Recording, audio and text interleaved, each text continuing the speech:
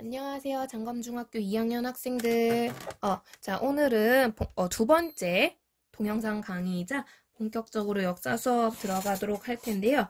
자, 수업을 시작하기 앞서서 먼저 지난 시간 내용 복습하는 시간 가져보도록 할게요. 지난번에 우리 맛보기 수업으로 크게 두 가지 배웠는데 기억나나요? 네. 첫 번째는 역사란 무엇인가, 역사의 의미에 대한 것과 두 번째, 역사학습을 왜 공부해야 될까? 역사학습의 목적에 대해서 살펴봤었는데요. 자, 학지 빈칸 채우면서 지난 시간 내용 복습해 보도록 하겠습니다. 혹시나 학습지가 없는 친구들도 이런 내용 배웠구나 복습하는 의미에서 한번 보시면 괜찮을 것 같아요. 자, 그럼 보면 지난 시간 일단 먼저 중요했던 역사학습의 의미입니다. 자, 역사학습의 의미, 과거에 있었던 역사에 대해서 우리는 어떻게 의미를 인식하는가, 요거에 대해서 이제 사람마다 다르게 의미를 해석할 수 있지만 교과서에는 크게 두 가지가 있다고 했어요. 기억나나요?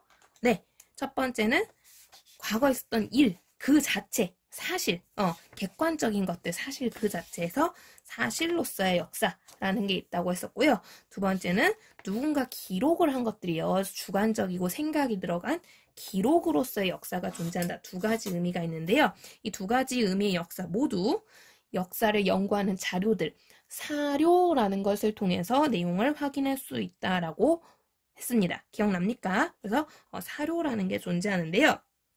이 사료를 통해서 과거에 어떤 일이 있었는지, 과거 사람들이 어떤 식으로 기록을 남겼는지 쭉 연구를 합니다. 그러면서 과거 시간들에 대해서 알아보는, 역사란 시간을 다루는 학문이라고 볼 수 있는데요.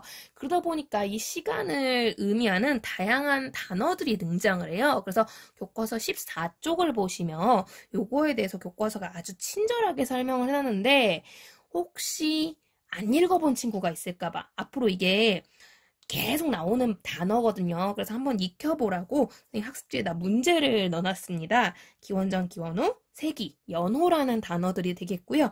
안 읽어본 친구들은 꼭 읽어보시고 문제 풀어보시면 되겠습니다. 문제 굉장히 쉬운데 다들 해결했죠? 일단 기원전, 기원후, 이거는 서양 역사 연구 과정에서 나온 말이고요. 서양에서 되게 중요한 게 크리스트교, 기독교이기 때문에 그 기독교의 중심인 예수 탄생을 기준으로 해서 예수 탄생 전, 기원 전, 예수 탄생 이후, 기원 후 여기에서 유래한 말이에요. 지금은 이제 그런 의미로 쓰이진 않는데 어쨌든 유래가 그런지라 그 영어랑 라틴어를 이용해서 흔히 기원 전은 BC, 기원 후는 AD라고 표현을 하게 됩니다. 반면 세기는 우리 역사가 시간이 길다 보니까 100년 단위로 묶으면서 나온 단어예요. 그래서 흔히 영어로는 century 라고 해서 약자로 C로 표현을 하는데요. 자, 이 세기, 우리 지금도 21세기 사회 이런 말 많이 쓰잖아요. 그죠? 보시면 되고요. 마지막 연호, 이건 옛날에 우리 동양사 부분에서 한국사나 동양사에서 많이 나오는 건데 그 임금님이 즉위를 하거나 임금님이 자신한테 특별한 일이 생겼을 때 이 시기는 특별한 시기란 말이야. 내가 통치하는 시기 혹은 나에게서 아주 의미 있는 시기야 라고 하면서 자기만의 그 연도에 대한 이름을 붙이는 경우가 있어요. 그래서 이 호자가 이름을 의미하는 호자예요. 그래서 이 해는 이런 이름으로 부를 거야. 이 시기는 이런 이름으로 부를 거야 하고 이제 짓게 되는데요. 이걸 우리 흔히 연호라고 합니다. 주로 임금님이 즉위하던 해에 붙이는데 반드시 그런 건 아니고요. 그래서 일단은 대표적인 연호 나중에 또 들어보게 될 거예요. 그래서 이렇게 연결해서 이해 안 가는 친구들은 교과서 꼭 한 번 더 읽어보시고 질문 남겨주시면 되겠습니다. 이런 용어들이 등장을 하게 되고요. 자, 그런데 지금 방금 봤다시피 쉽지 않습니다. 단어부터가 범상치 않아요. 자, 역사 굉장히 어려울 수 있는 학문인데 이 학문을 왜 배워야 되는가? 역시 사람마다 목적은 다르지만 크게 교과서는 5가지로 목적을 나눠놨어요. 첫 번째, 우리 정체성. 내가 누구인가? 우리는 누구인가? 라는 것을 이해하기 좋게 만든다는 거죠. 두 번째, 과거 사람들이 이렇게 살면서 이런 실수와 이런 좋은 일이 있었구나 라는 걸 통해서 교훈을 얻을 수 있게 해주고요. 세 번째, 이러면서 생각하는 능력, 뭔가 비판하는 능력 이런 것들을 키워준대요. 이걸 우리가 흔히 사고력, 비판력 이렇게 부르게 되는데요. 역사적 사고력, 비판력을 길러주고요. 그러면서 동시에 우리 역사만 공부하는 거 아니거든요. 다른 나라 역사들도 같이 알아가면서 세계 역사와 우리 역사 간에 어떤 관련이 있는가, 왜 우리는 지금 중국하고 이런 관계를, 왜 미국하고는 이런 관계를, 왜 일본하고는 이런 관계를 가지게 되는 것인가, 이런 것들을 알 수 있게 해줘요. 그러면서 저 사람들이 저런 행동을 하는 이유는, 저 국가가 저런 태도를 취하는 이유는, 이런 역사적 배경이 있었구나라는 걸 이해하면서 서로 다른 사람, 다른 문화, 다른 국가에 대해서, 이 사람들이 이런 행동을 하는 이유는 이런 이유가 있었구나. 그러니까 나는, 접근을 할 때 이런 태도를 취하겠구나라는 것을 이제 느낄 수 있게 해줍니다. 요런 것들이 이제 역사학습의 목적이다. 역사를 통해 얻을 수 있는 것들이다. 라고 교과서가 정리를 해놨는데요. 자, 요거 잘 복습을 했는지 문제 간단히 풀어보도록 하겠습니다. 교과서에도 좋은 문제가 있으니까 교과서 문제 먼저 풀어보시고 풀면 좋을 것 같은데요. 학습지 없어도 교과서에 아주 좋은 문제들 많으니까 꼭 보세요. 자, 일단 선생님 학습지 문제를 풀어보면요. 크게 두 개를 나눴어요. 역시 역사학습의 의미에 대한 문제와 역사학습 목적에 대한 문제를 냈는데요. 먼저 의미. 자, 사실과 기록을 구분하는 방법입니다. 자, 사실과 기록. 가장 중요한 차이점. 누군가의 평가, 생각이 들어갔느냐, 안 들어갔느냐. 이걸 보고 구분하시면 될 것 같아요. 그래서 먼저 1번. 15세기에 조선의 세종대왕이 훈민정음을 만들어 발표했다. 생각 있습니까? 없죠. 자, 가로 1번은 사실로서의 역사라고 보시면 되겠고요. 가로 2번. 자, 1919년 3월 1일 조선인들은 만세운동을 통해 우리의 독립정신을 세계에 보여주었다 되어 있는데요. 자, 이게 그 유명한 3.1운동이죠. 그래서 3.1운동, 우리 독립정신을 세계에 보여주었다. 생각이 있을까요? 없을까요? 네, 이거 많이 실수들 하시는데요. 3.1운동은 독립운동이다. 너무 유명한 이야기예요. 그쵸? 근데 이거 독립운동이라는 평가거든요. 그 3.1운동이라는 만세운동을 한 사람들이 모두 다 독립성 때문에 그렇다고 볼 수는 없는 거죠. 그러니까 쓰는 사람에 따라서는 일본에 대한 분노 때문에, 독립성이 아니라 그저 빡쳐서, 속된 말로 빡쳐서 3.1운동을 했다 할 수도 있는 거고요. 그죠? 혹은 솔직히 이런 사람도 있을 것 같아. 선생님 생각에는 그냥 옆 사람들이 갑자기 길거리에 와서 만세 하니까 나도 해야 될 것 같아서, 나도 조선 사람이라 같이 옆 사람들이 만세하니까 나도 만세 운동을 했다 할 수도 있는 거고요. 솔직히. 혹은 뭐 그 외에도 다른 이유들이 있을 수 있다라는 거죠. 그래서 꼭 독립정신이라고 단언할 수는 없어요. 그래서 만약에 1919년 3월 1일 조선인들이 만세운동을 했다, 이렇게 되면 이건 사실로서의 역사겠지만, 독립정신을 세계에 보여주었다, 이건 일종의 평가이기 때문에 이건 기록으로서의 역사라고 볼 수 있고요. 자, 3번. 여러분 이야기네요. 2020년 한국에서 코로나19 전염병 문제가 발생하여 학생들의 개학이 3주 뒤로 연기되었다. 3주 뒤로 연기되었다는 그 사실 그 자체만을 다뤘죠. 이거 사실로서의 역사라고 볼 수 있고요.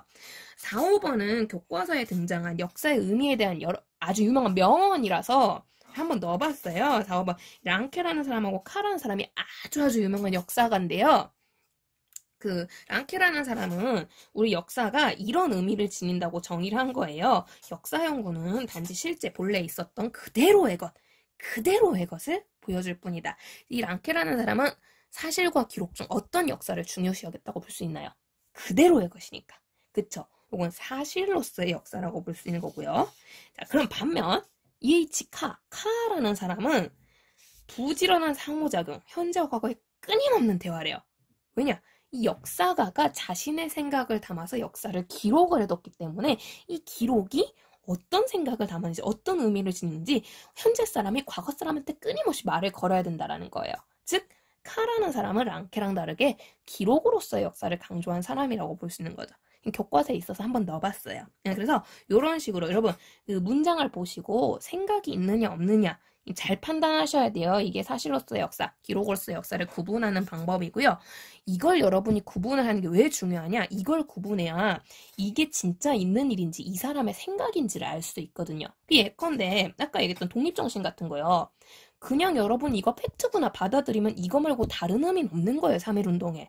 근데 이게 이 사람들의 생각이라는 걸 알 수 있게 그럼 3.1운동의 다른 의미는 뭐가 있을까? 3.1운동은 과연 왜 한 걸까? 정말 사람들 왜 했을까? 이렇게 사람들이 생각을 하고 탐구를 하면서 지적 능력이 향상이 되는 거거든요. 그래가지고 이 구분하는 거 중요합니다, 여러분. 교과서에도 문제 있으니까 꼭 풀어보시고요. 자, 그럼 역사학습의 목적. 교과서에 있는 5개 중에서 골라서 이제 정리를 해봤는데요.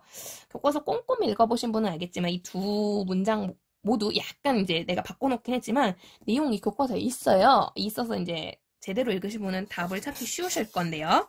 자, 한번 풀어보면요. 먼저 아우슈비츠 수용소입니다. 들어본 적 없죠, 여러분?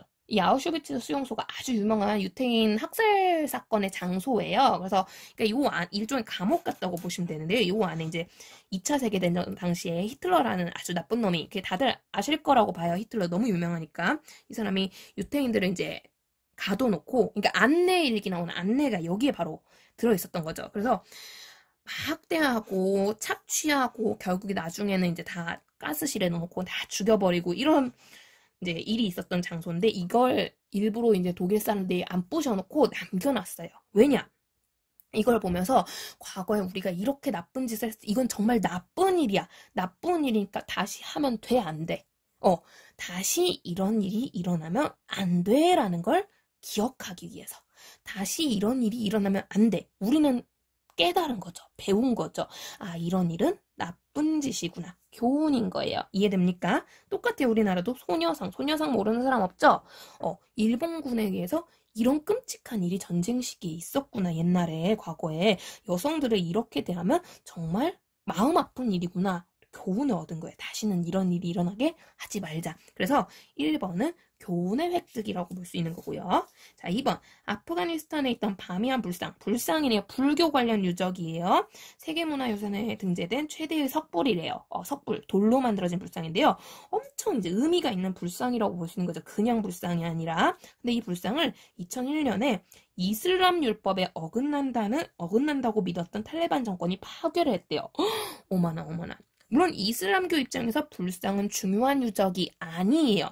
하지만 이 이슬람교를 믿었던 탈레반 정권에서 불교를 믿는 사람 입장에서는 문화재적 가치에서는 이 바미안 불상이란 게 비록 자기 종교엔 맞지 않지만 굉장히 의미 있는 불상이구나. 그래서 세계문화유산에 등재됐구나 라는 공감 능력이 있었다면, 이해할 수 있었다면 부셨을까요?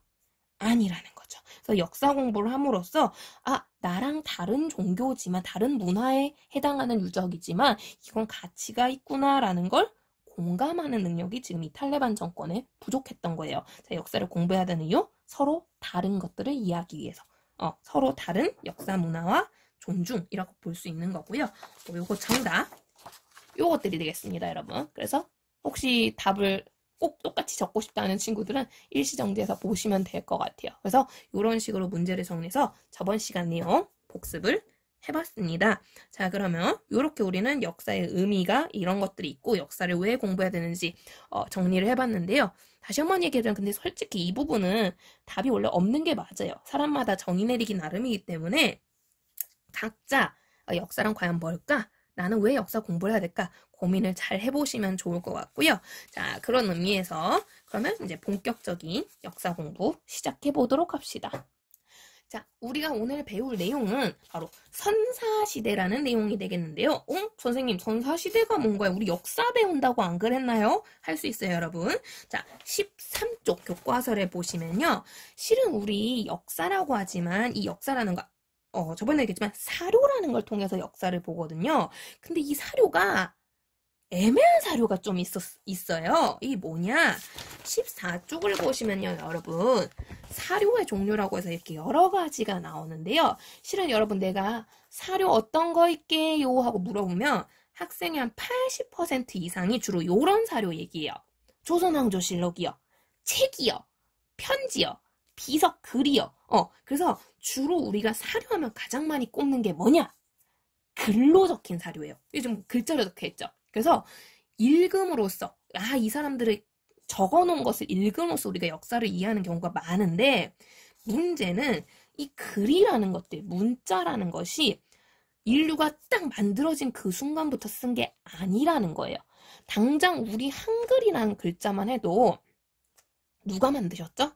그쵸? 세종대왕이라는 그 대단하신 임금님께서 이 문자를 만들기 전까지, 한글이라는 문자를 만들기 전까지 우리는 한글을 쓸 수 없었거든요. 그래서 우리는 이웃나라 중국이 쓰던 한자라는 문자를 빌렸었어요. 만약에 중국에서 못 빌렸었으면, 그쵸, 우리는 아예 문자가 없었던 거예요. 그런 식으로 문자는 인류가 처음 등장했을 때부터 있었던 물건이 아니에요. 그래서 일종의 발명품이라고 볼 수 있는 거죠. 그렇기 때문에 때때로 우리는 역사 연구를 할 때 이런 문자가 없는 시대를 연구해야 될 때가 있어요. 그럼 그럴 땐 뭘 보고 연구해야 되느냐? 요런 거 보고. 집터예요, 여러분. 이 집이 어떤 모양이고 어떤 재료로 만들었고 어떤 구조로 만들어졌는가, 이걸 보고 옛날 사람들은 굉장히 추운 날씨에서 생활했구나. 우리 여러분 빙하기 이런 말 들어봤죠? 한반도도 옛날에 빙하기였던 적이 있어요. 지금하고는 상상도 할 수 없는 만큼 추웠던 시기가 있단 말이에요. 그런 것들 보고 알 수 있다는 거예요. 혹은 무덤 파헤치니까 무덤에서 막 금으로 만든 왕관이 나왔어. 이 시대에는 왕이 존재하는 시대였구나, 알 수 있다라는 거죠. 혹은 여러분 진짜 대박인 게 쓰레기. 생각보다 많은 증거를 가지고 있는 사료가 될 수 있어요. 근데 여러분 당장 여러분 쓰레기통 뒤져도 안에서 물건이 주로 막 예를 들어 샤프, 볼펜, 종이 이런 게 많이 나왔어요. 이 사람은 뭔가 글을 쓰는, 기록을 하는 것과 관련된 사람이구나 볼 수 있는 거고요. 반면 여기에 뭔가 막 음식만 나와. 막 라면 이런 거, 막 과자 이런 것만 나와. 그러면은 이 사람은 먹는 걸 되게 좋아하고 만든 것보다는 라면 같은 인스턴트를 좋아하는 사람이구나 알 수 있다는 거거든요. 그래서 문자가 없지만 그렇게 우리가 알 수 있는 내용들이 있다는 거예요. 근데 문제는 여러분 상식적으로 생각해봐요. 글로 적혀 있는 거랑 글이 없는 거랑 뭘 보는 게 더 정확하게 이 사람의 일상을 알 수 있을까요?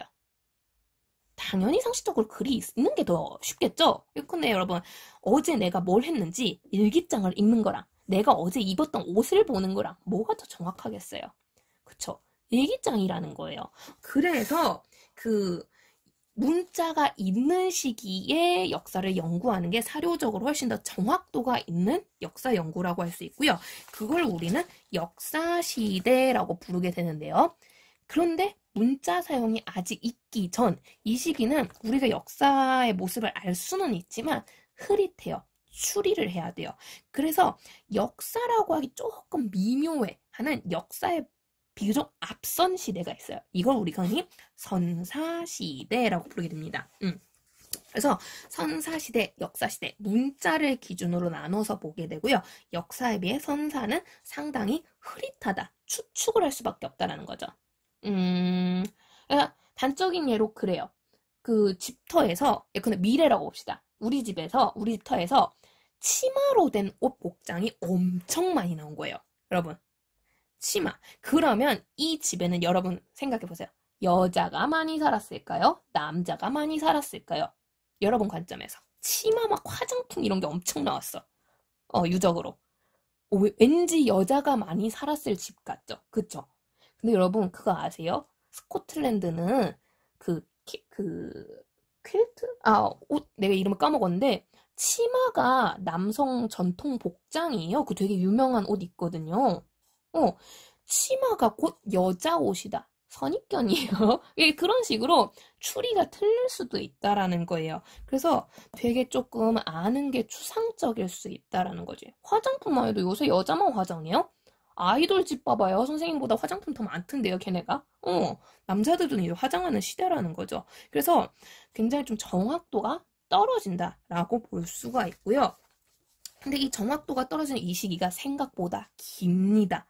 심지어 문자가 쓰여진 초창기, 역사 초기도요. 이때는 너무 옛날이기 때문에 문자 기록이 많지 않습니다. 그래서 이 역사 초창기까지 합치면 이 긴 시기를 뭔가 그냥 통째로 연구하기는 너무 너무 어려운 거예요. 그래서 역사학자들이 자기 나름대로의 이 시대를 어떻게 관찰하면 좋을까? 이때도 사람들이 뭔가 공통점과 차이점이 있을 텐데 이때 삶의 모습을 어떻게 분석하지? 연구를 하다 보니까 뭘 가지고 구분을 해서 이 사람들의 모습을 보는 게 좋겠느냐? 도구였다는 거야. 우리가 쓰는 물건들. 도구를 이용해서 시대를 나누면 아, 삶을 연구하는 게 굉장히 편리하겠구나라는 걸 보게 되고요. 그래서 이 도구에 따라 크게 4시기로 나눠서 역사를 보게 됩니다. 크게 일단 가장 첫 번째로 등장한 도구. 사람들이 아직은 문자도 못 쓰던 시대야. 좀 멍청해, 속된 말로. 멍청하기 때문에 뭔가 요즘 스마트폰 같이 막 컴퓨터 같이 그런 어려운 도구를 쓸 수는 없겠죠. 그래서 길 가다 가장 흔한 거, 눈에 띄는 걸로 간단하게 도구를 만드는 시대가 있어요. 바로 길가에 가장 흔한 거, 나무랑 돌이에요. 근데 여러분, 나무는 돌에 비해 쉽게 썩거든요. 없어져요. 그래서 눈에 지금 가장 많이 남아있는 게 돌로 만든 도구. 돌을 한자로 석이라고 하죠. 돌로 만든 도구가 있던 시대, 석기 시대라고 부르게 되는 거고요. 이 석기 시대는 진짜 길에 치이는 돌로만 도구를 만들 정도로 아직 사람들의 수준이 떨어지던 시기이기 때문에 문자 있을까요? 없을까요? 그쵸. 문자 없습니다. 그래서 바로 이 석기를 쓰던 시대가 우리가 아까 얘기했던 선사시대가 되겠고요.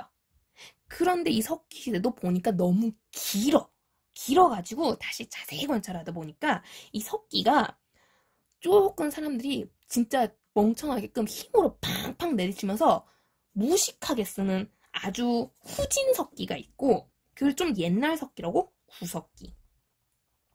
반면 요거는 조금 더 세련됐어. 뭔가 머리를 쓴 흔적이 보여. 그래서 좀 새로운 석기라고 해서 신석기라고 부르게 됩니다. 근데 이게 단순히 도구를 만드는 방법만 바뀐 게 아니라 이 시대에 살아가는 삶의 모습이 되게 차이가 있었다는 거야. 달랐다는 거죠. 그래서 도구, 구석기, 신석기를 가지고 이렇게 구분을 하게 되고요. 그러다가 사람들이 머리가 좀 커졌어요. 이제 눈에 보이는 돌뿐만 아니라 땅속에 파묻힌 금속을 가지고 도구를 만드는 시기가 옵니다. 자, 근데 그 금속 중에서도 우리가 처음에 뭘 썼느냐?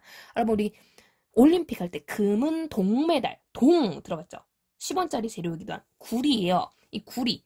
동을 재료로 쓰는 시대가 오는데 문제는 이때 동은 여러분 그 동메달 보면 알겠지만 갈색, 이 똥색이라고 부르는 그 색깔이어야 되는데 요 동은 좀 특이하게 푸르스름한 청색을 띠는 동이에요. 그래서 청동으로 만들어진 도구, 청동기라고 부르게 되고요.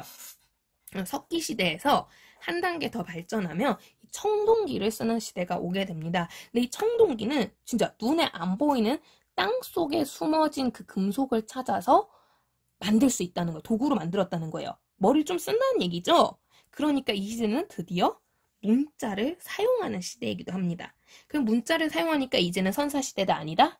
아니라는 거죠. 바로 이 청동기부터가 역사시대의 시작인데요. 그러면서 문자를 쓸 정도로 인류가 발달하다 보니까 이제 나라라는 것도 만들고요. 좀 규모가 커져요. 그래서 이 시대 바로 우리나라 최초의 국가인 고조선이 등장하기도 하는데요. 근데 아쉽지만 이 시기는 여러분 고조선 덩치만 크지 그렇게 막 여러분이 상상하는 국가의 느낌은 좀 아니었을 가능성이 높아요. 그래서 기록도 굉장히 모자라고요. 약간 좀 연구하기가 역시 아직도 추상적인 좀 느낌이 있죠. 그래서 요때까지는 아직은 도구로 시대를 구분합니다. 그러다가 인류가 좀 더 발전해서 청동보다 훨씬 단단하고 제작이 쉽고 더 우리나라에서 발견이 쉬운 드디어 철을 이용해서 도구를 만드는 시대가 오고요.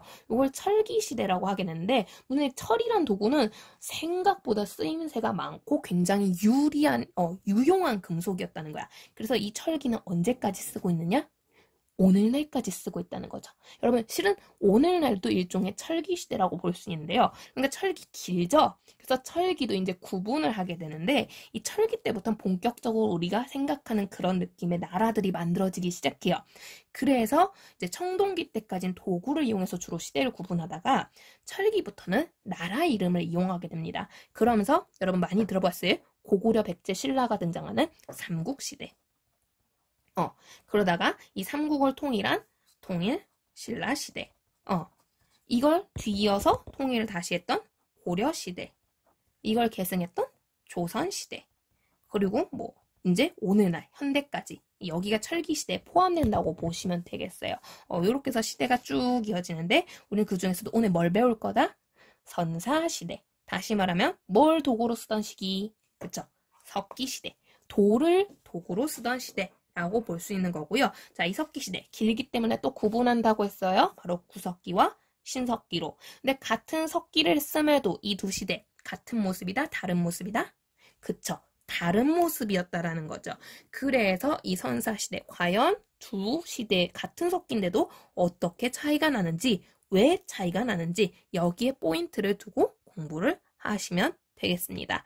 자, 그러면 선사시대 먼저 있었던 구석기부터 우리가 관찰해 보도록 하겠습니다.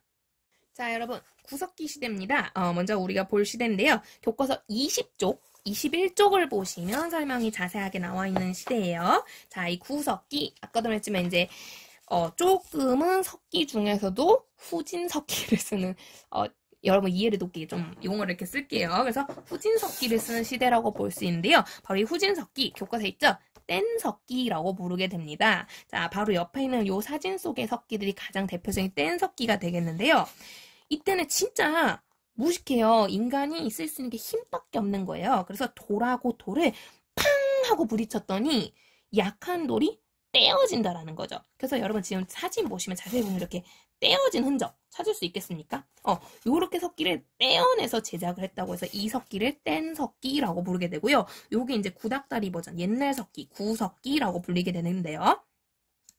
자, 이 구석기를 이용해서 인류가 생활하는 시대를 구석기 시대라고 부르게 됩니다. 근데 이 구석기 가지고 인류가 뭘 하고 지내느냐? 얘 왜 만들었느냐? 실은 이 구석기 시대 사람들은 일단 제일 중요한 거, 인류가 이제 막 등장하기 시작했거든요.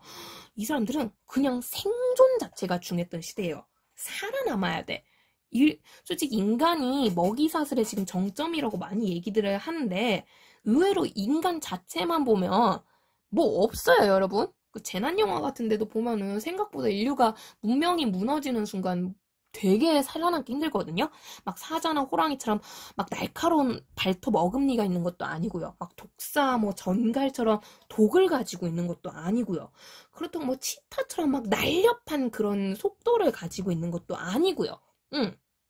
그래서 인류가 되게 약해요. 이 약한 인류가 살아남아야 돼. 살아남으려면 잘 먹고 잘 싸고 잘 자야 되는데 솔직히 까놓고 말해서 자는 거 그냥 길바닥에 퍼자도 뭐 잠은 잘 수 있어요. 싸는 거 뭐 병기 있겠어요. 그냥 싸지르는 거지. 그냥 돌아다니면서 마렵다 그럼 싸면 되는 거예요. 근데 문제는 이때 인류가 살아남는데 제일 중요한 게 뭐냐? 먹는 거예요. 그래서 음식, 먹는 것을 구하는 게 굉장히 중요했다라는 거고요. 자, 그래서 인류는 먹는 것을 찾아다닙니다. 근데 이제 이때는 아직 무식하던 시대잖아요. 그러니까 먹을 걸 구하는 게 내 눈앞에 먹을 게 있어야 먹을 걸 구하는 거예요. 그래서 내 눈앞에 아싸! 나무가 막 있는데 나무 위에 열매가 주렁주렁 있어. 대박인 거죠. 나무 열매 따서 먹는 거예요. 이런 걸 우리가 채집, 흔히 이렇게 불러요. 채집 혹은 도라지. 더덕같이 식물의 뿌리 같은 거 파서 보니까 뭔가 막 두꺼운 게 있는데 먹어보니까 쓰긴 쓴데 괜찮은 것 같아. 배가 불러. 그러면은 채집하는 거예요. 그래서 눈에 식물이 보여. 따가는 거고요. 혹은 그냥 우리 풀떼기만 먹고 살 수 없죠. 때때로 뭐도 먹어야 된다? 내가 되게 좋아하는 건데. 그쵸? 고기. 벤틀리가 되게 좋아하던데. 고기. 먹어야겠죠. 이 고기는 어떻게 구해요? 사냥을 해야겠죠. 활로 새를 쏜다든가 혹은 창으로 동물을 찌른다든가 이런 사냥이 필요하겠고요. 근데 우리 사냥 쉬울까요? 어려울까요? 아까도 말했지만 인류는 약하거든요. 인간 되게 약해요. 동물을 사냥한다는 건 쉬운 일이 아니에요. 심지어 토끼 한 마리만 해도 토끼 되게 영리한 동물이에요. 굴을 막 여러 개 파놓거든요. 이쪽으로 빠르게 도망가는 토끼가 어느 굴로 빠져나올지 알아채기 되게 힘들어요. 그래서 사냥은 쉽지 않기 때문에 그나마 단백질 공급을 위해 좀 편한 그 동물보다는 물고기가 잡기 쉽겠죠. 그래서 낚시, 이런 걸 합니다. 그래서 교과서 그림을 보시면 여러분 보이죠? 채집, 낚시, 사냥, 요런 생활을 하면서 인류가 살아남는다는 거고요. 요런 걸 원활하게 하려고 하니 뗀석기가 필요했다라는 거지. 그래서 요런 다양한 종류의 뗀석기를 제작하게 됩니다. 해서 만드는데요. 자, 아까지만 근데 이 채집 사냥 낚시 같은 건 인류가 눈앞에 얘네가 나타나야 할 수 있는 거예요. 눈앞에 열매가 없으면 채집할 수 없고요. 눈앞에 동물이 없으면 사냥할 수 없고 눈앞에 강이 없으면 낚시할 수 없어요. 그래서 어쩔 수 없습니다. 인류는 이 활동을 하기 이게 제일 중요한 거기 때문에 이 열매가 있는 곳으로, 동물이 많은 곳으로, 물고기를 잡기 좋은 곳으로 항상 끊임없이 돌아다녀요. 이동 생활을 하게 된다는 거고요.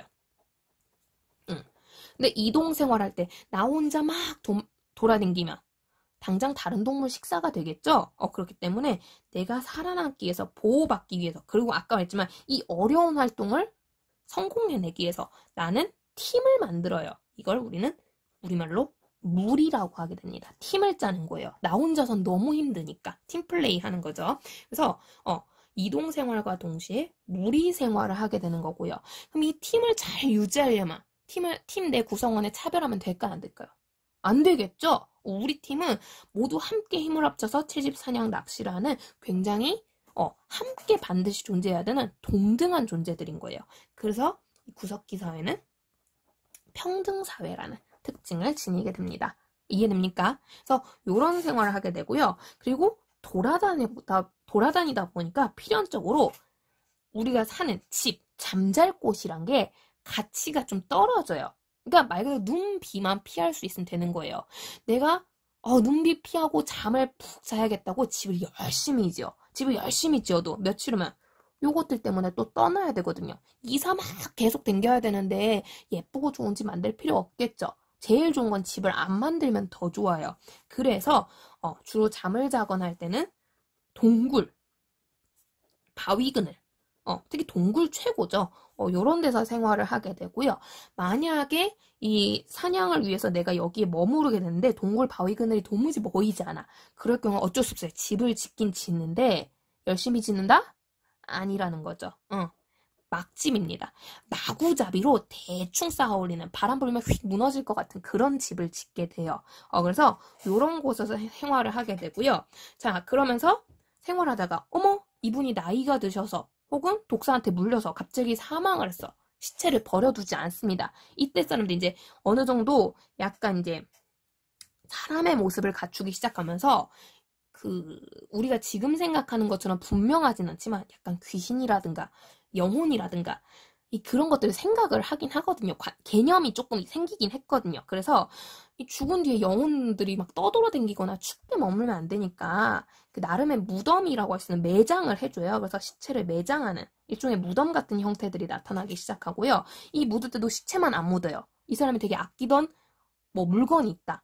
혹은 이 사람이 좋아하던 뭔가가 있다. 이러면은 같이 묻어주는. 그러니까 그게 왜 같이 묻어주겠어요? 이 사람 거다. 이 사람이 죽은 뒤에도 이걸 가져갈 거다. 뭔가 이런 개념이 있었다는 거지. 볼 수 있고요. 그러면서 종교적인 어떤 그런 의식들이 생겨나기 시작합니다. 동시에 인간다운 예술활동도 나타나기 시작하는데요. 이 예술활동 재밌어요. 이때 예술의 가장 큰 목적은 기도예요. 내일은 소 한 마리 배불리 먹어봤으면 좋겠다. 고래 한 마리 잡으면 얼마나 좋을까? 이런 식의 이 바람을 표현하는 예술활동을 주로 하게 되고요. 마침 그림 그리기 좋은 곳이 있네. 내가 지금 어디에 살기 때문에. 동굴에 살기 때문에. 동굴 벽이 넓잖아요. 여기에다 그림을 그리는 거예요. 동굴 벽에 그리는 그림.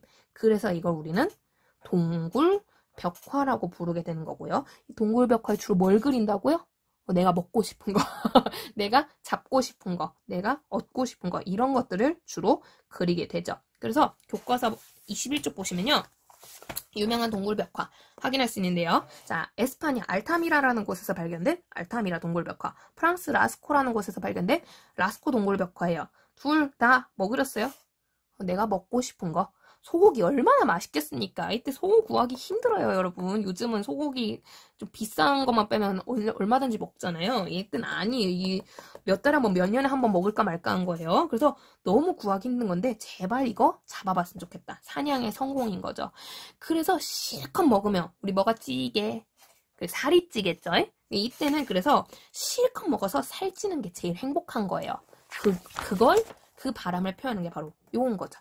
빌렌도르프의 비너스라고 합니다. 여러분, 비너스가 뭐예요?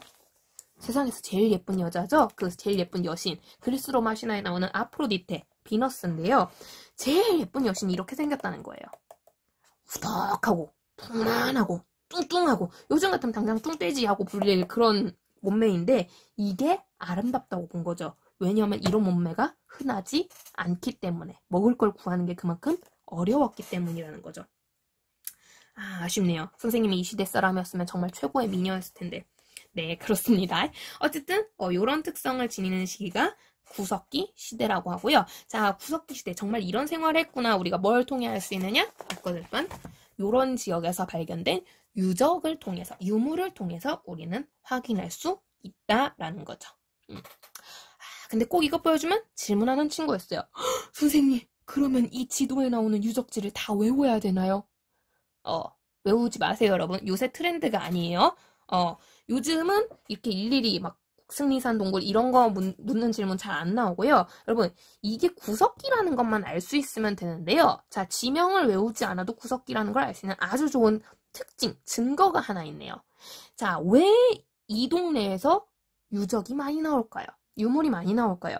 자, 지도에 나타난 지명의 공통적인 글자를 통해 우리는 알 수 있는데요. 뭐가 많이 보여요? 그쵸? 동굴이란 글자 많이 보이죠? 왜 동굴에 구석기 유적이 많을까요? 여러분은 답을 알고 있어요. 그쵸? 이 사람들이 동굴에서 살았잖아요. 동굴에다 그림 그렸잖아요. 그래서 구석기 유적은 동굴이라고 적힌 지역들에 많이 나온다라고 보시면 되겠습니다. 지명 일일이 외우는 거 이제는 아니에요. 노노노노. 자, 그렇게 구석기 시대 특징을 보시면 되겠는데요. 자, 근데 구석기 시대 동물하고는 조금 차별성이 보이긴 하지만 그래도 솔직히 우리가 인간답다고 보긴 조금 어려운 느낌이 있어요. 근데 이 시대 같은 석기를 쓰는데도 조금 업그레이드가 되는 시대가 온다는 거지. 그게 바로 신석기 시대인데요. 자, 어쩌다가 인류는 신석기라는 좀 더 업그레이드된 도구를 쓰게 되고 어쩌다 삶의 모습이 바뀌게 되느냐? 아주 중요한 변화가 신석기 시대에 나타나게 됩니다. 자, 다음으로 넘어가겠는데요. 자, 여러분 교과서 22, 23쪽을 펼치시면 여기에 바로 신석기 시대에 대한 설명, 그림이 그려져 있습니다. 딱 봐도 앞에랑은 뭔가 좀 차이가 나는 게 보이나요? 그림이 좀 다르죠? 네. 같은 석기지만 인류가 큰 변화가 일어났다라는 거예요. 왜 이런 변화가 일어났느냐? 자, 맨 처음에 선사시대의 그 사람들의 가장 큰 목적 얘기했어요. 이때 사람들한테 가장 중요한 게 뭐라고? 먹는 거예요, 먹는 거. 자, 먹을 걸 구하는 건데, 인류는 원래 아까도 말했지만 채집, 사냥, 낚시 같은 걸로만 먹을 걸 구했었어요. 근데 여기에 큰 변화가 생긴 거예요. 우연하게 인류가 발견한 거야. 내가 어제 우리 무리랑 같이 사냥을 나갔는데 대박이야. 염소를 2마리나 잡은 거야. 그래서 2마리 중에 1마리는 우리가 나눠서 먹고, 1마리는 좀 이따 먹어야지 하고 동굴에다가 묶어놨어. 그리고 이제 열매를 못 구한 날, 다 같이 염소를 먹으려고 딱 염소를 지켜봤는데, 보니까 염소 마리수가 늘어난 거야. 왜지? 보니까 그 잡았던 염소가 새끼를 뵌 상태였던 거죠. 그 새끼를 낳은 거야. 그래서 원래는 우리가 맨 처음에 2마리를 잡아서 1마리만 남아있는 상태였는데, 5마리로 늘어난 거예요. 여기서 인류는 깨달았어. 뭘 깨달았을까? 동물을 새끼를 뵐 수 있도록 새끼를 낳아서 키우면 이런 활동 우리가 목축이라고 부르거든요. 이 목축이라는 걸 하게 되면 내가 힘들게 사냥하러 나가지 않아도 계속 고기를 먹을 수 있구나라는 걸 깨달은 거예요. 이해됩니까? 이게 같은 현상이 식물한테도 나온 거죠. 내가 어제 사과나무에서 엄청 사과를 많이 구했어. 그래가지고 실컷 먹고 사과를 약간 냅뒀는데 하나가 썩어가지고 그냥 버려둔 거야. 에이, 이거 못 먹겠다 하고 한쪽에 놔뒀는데 좀 그러고 나중에 이동을 하다가 다시 우연히 이 동네에 왔어. 내가 그때 사과를 버려둔 곳에 나무가 자라있는 거야. 씨가 자라가지고 나무가 된 거죠. 식물도 보니까 씨앗을 심어가지고 잘 가꾸면 자라서 내가 힘들게 열매를 구하러 이동하지 않아도 내 눈앞에서 열매를 얻을 수 있겠구나. 이런 걸 우리가 농경이라고 부른다는 거지.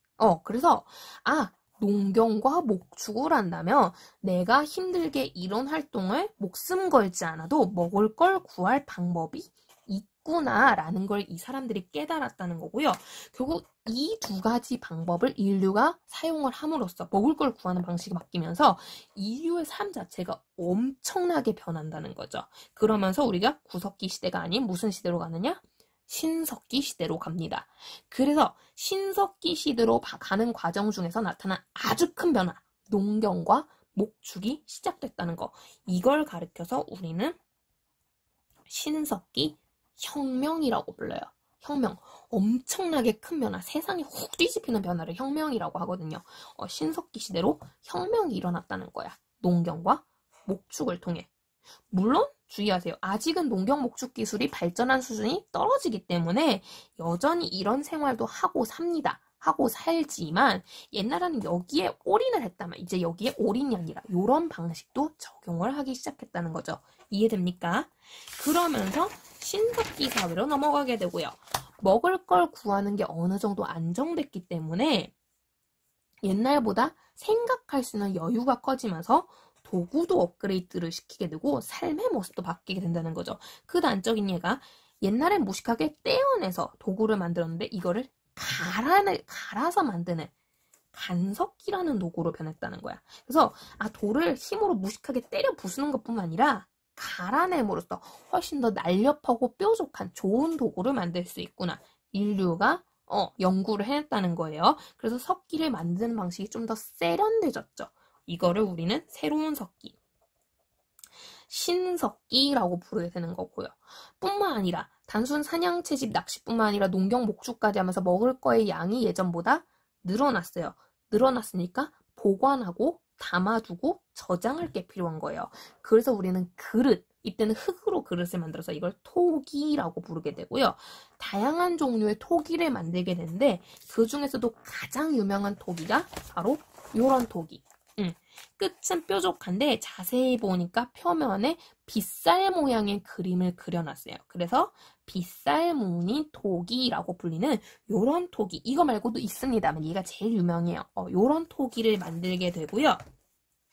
빗살 무늬 토기 뿐만 아니라 이제 어느 정도 먹고 사는 게 여유가 생기니까 나 자신을 돌아봤어. 나 자신 돌아보니까 아이고 부끄러워. 나의 중요 부위가 다 드러나 있어. 알몸이야. 혹은 나뭇잎 같은 걸로 대충 가려놨어. 이게 아니라 좀 제대로 된 꾸밈, 치장, 그리고 제대로 그 추운 날씨로부터 날 보호하고 싶다. 이런 생각이 들기 시작하는 거죠. 그래서 옷을 만들기 시작해요. 옷을 만들려니까 일단 천이 있고 천을 꼬매야겠죠. 실이 필요하고 바늘이 필요해진 거예요. 그래서 실을 뽑아내는 도구, 이걸 우리는 가락바퀴라고 불러요. 마치 가락지, 반지나 바퀴 모양처럼 생겼다고 해서 가락바퀴, 혹은 뼈를 갈아서 만든 뼈바늘, 이런 걸 이용해서 가죽이나 천을 꼬매가지고 이제 본격적인 옷을 입는 의복 생활을 하게 되는 거죠. 요런 업그레이드 되는 모습 나타나게 되고요.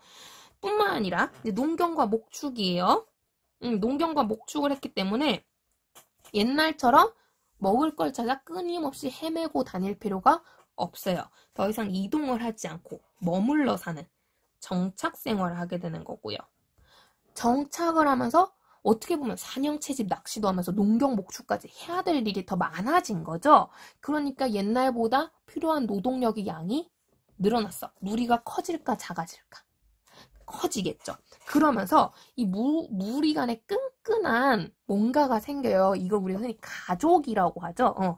나의 핏줄을 이은, 나랑 같은 씨를 이은 사람들. 그래서 이거를 좀 한자로 어렵게 씨족이라고 부르게 되고요. 개 중에는 농사가 더 잘 되고 해가지고 씨족, 다른 씨족끼리 막 연합을 해서 더 커져요. 일종의 마을. 이거를 우리는 부족이라고 부르게 됩니다. 그래서 씨족 사회, 부족 사회 같은 게 만들어지게 되고요. 근데 역시 이 사회를 유지하려면 나대면 안 돼요. 서로 잘 어울려서 살아야 되기 때문에 잘 뭉쳐야 돼요. 여전히 무리 안의 구성원들끼리는 평등하다는 거예요.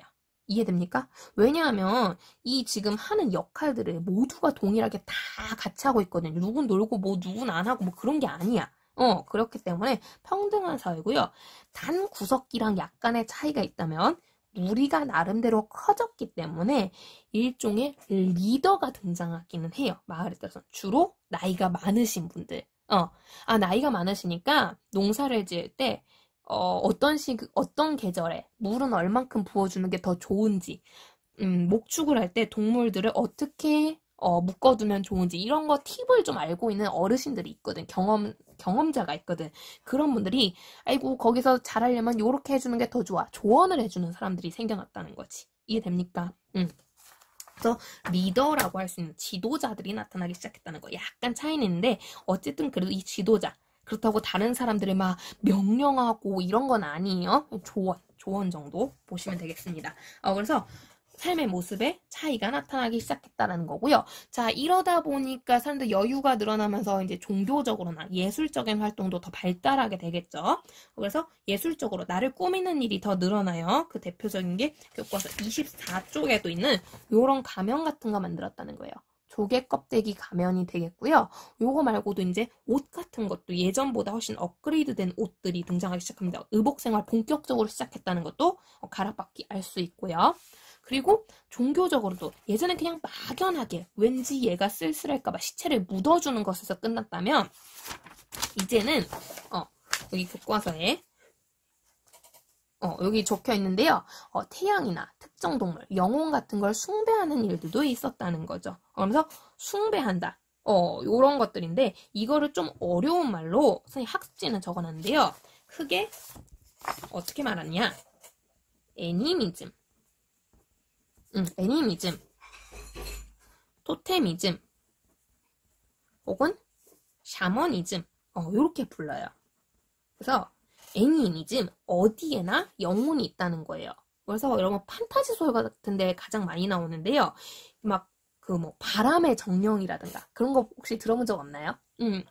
혹은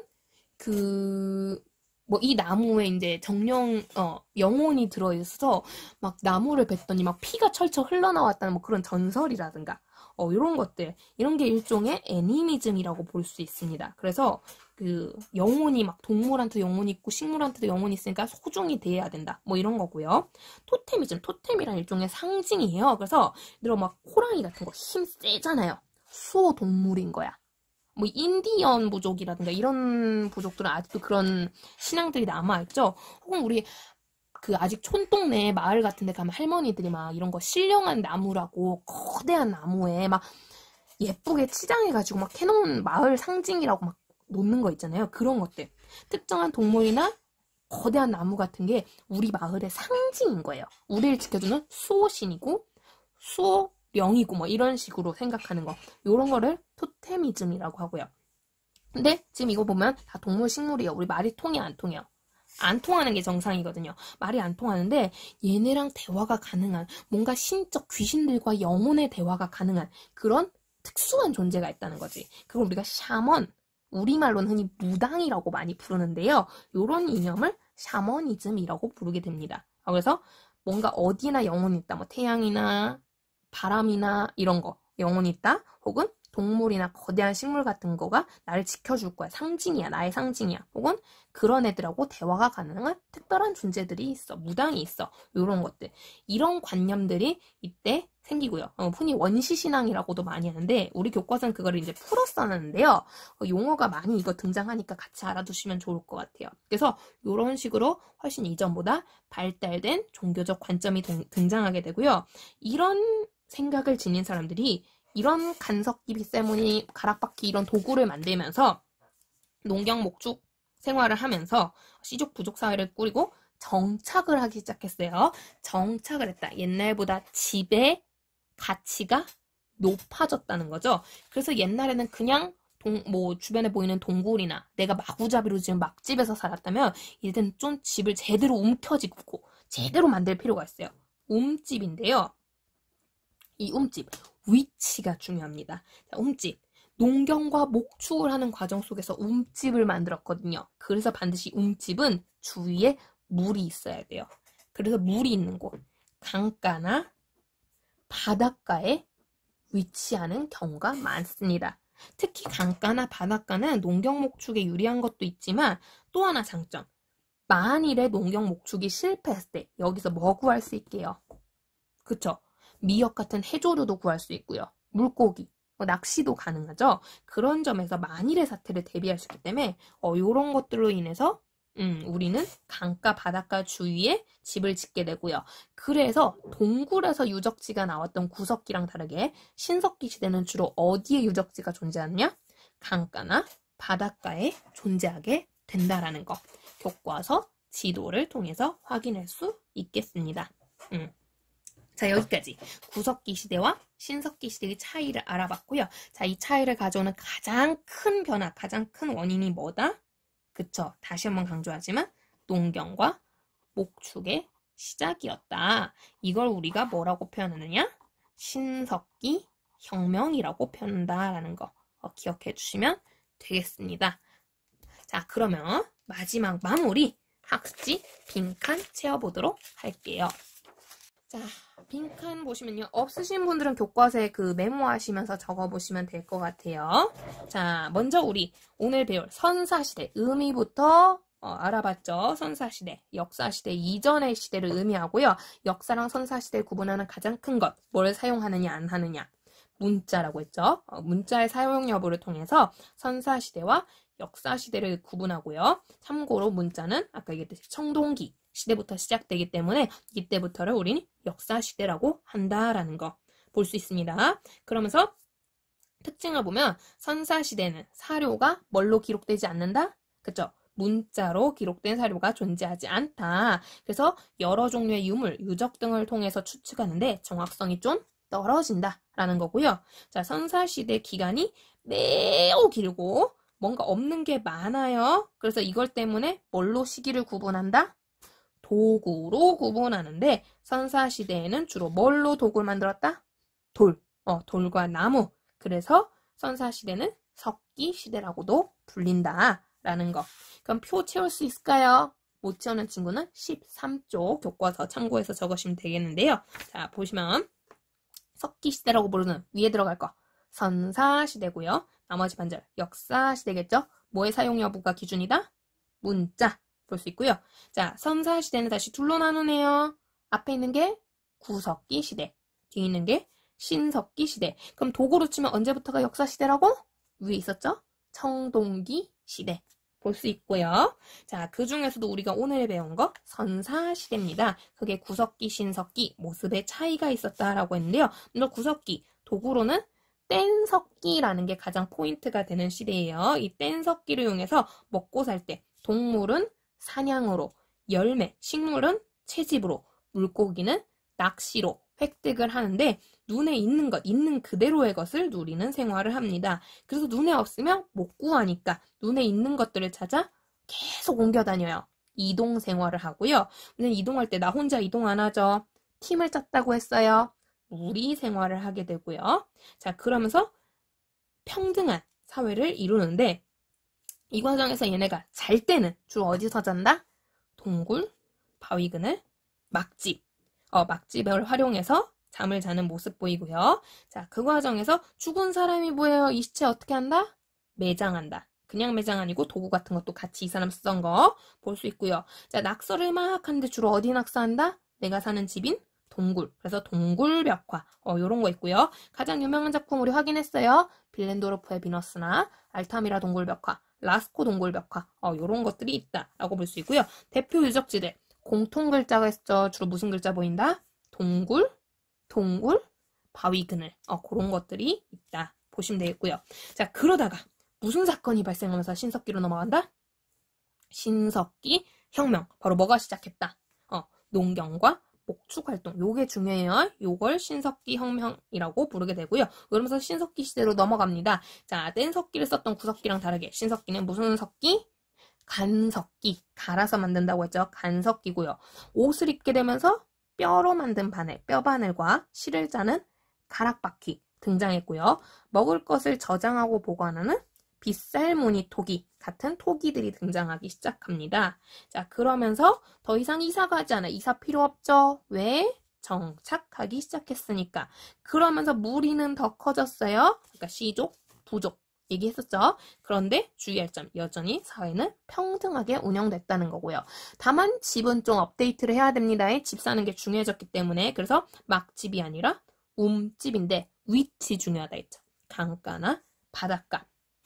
그래서 옴집에서 생활하면서 옷을 입기 시작했어요. 아까 뭘 보면 알 수 있다고요? 뼈바늘, 가락바퀴. 보면 동물의 뼈, 뿔, 조개 껍데기 가면 같은 걸로 꾸미는 모습, 예술적으로 더 발전된 모습 보이고요. 종교 역시 발전합니다. 애니미즘, 토테미즘, 샤머니즘 설명 다 했었죠? 볼 수 있고요. 자, 유적지의 위치가 동굴에서 바뀌었네요. 어디로? 강가나 바닷가. 물이 필요했기 때문에 정리해 주시면 되겠습니다. 여기까지.